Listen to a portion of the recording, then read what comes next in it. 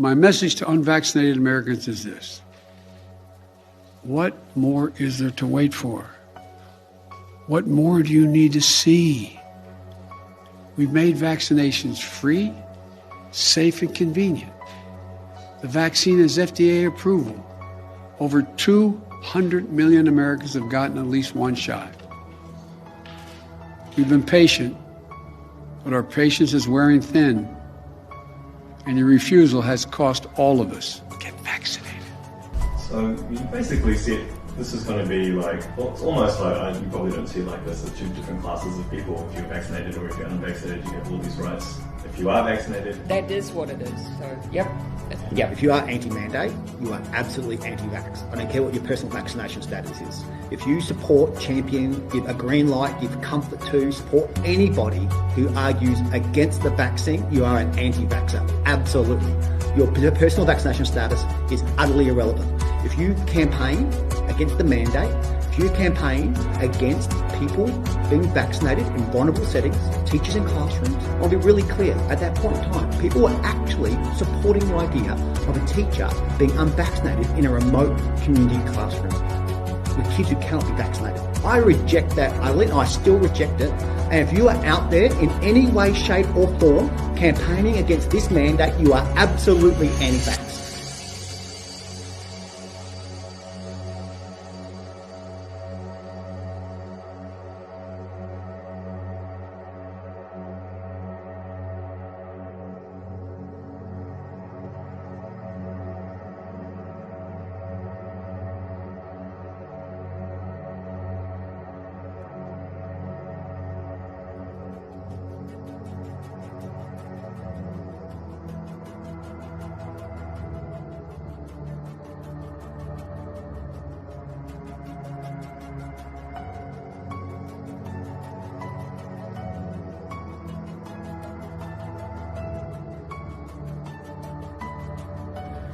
Dear supporters and dear followers, today an Austrian newspaper published the rules the government wants to introduce on the 1st of January already here in Austria. Those rules say that if you're not vaccinated, you can get fined up to 2,000 euros each time you're caught unvaccinated. This can mean, and this is explicitly being said so, that you can also get fined more than once a day, also 3 times, 4 times, 5 times if you're unvaccinated. If you refuse to pay this, the government wants to put us into a separate prison, which has to be created for unvaccinated people up to 1 year.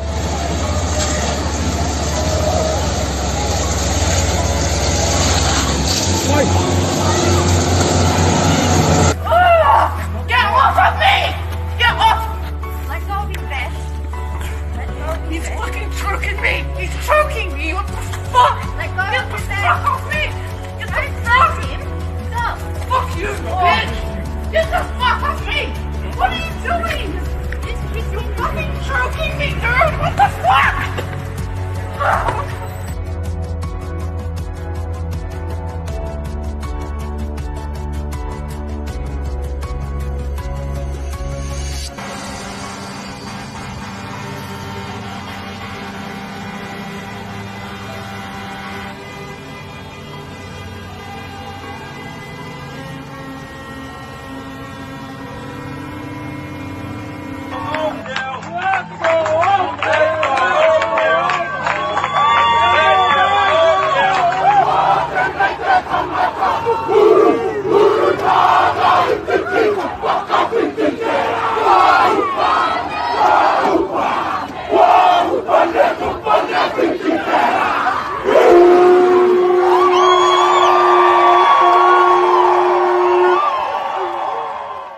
If COVID was a battlefield, it would still be warm with the bodies of the unvaccinated.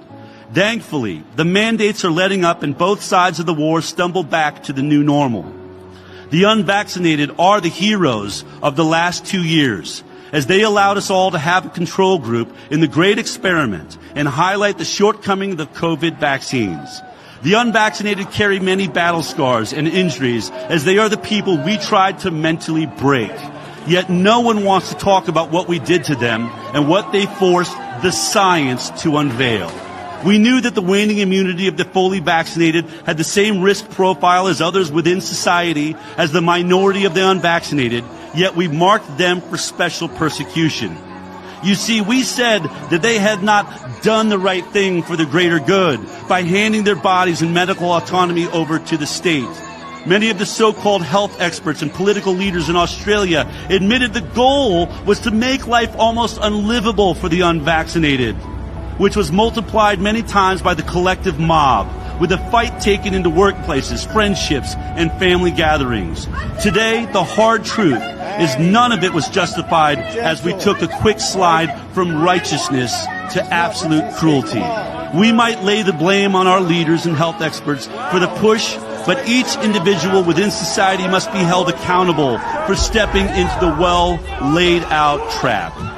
We did this despite knowing full well that principled opposition is priceless when it comes to what goes inside our bodies, and we let ourselves be tricked into believing that going into another ineffective lockdown would be the fault of the unvaccinated and not the fault of the toxic policy of ineffective vaccines. We took pleasure in scapegoating the unvaccinated because after months of engineered lockdowns by political leaders blinded by power, having someone to blame and turn to burn at the stake felt good.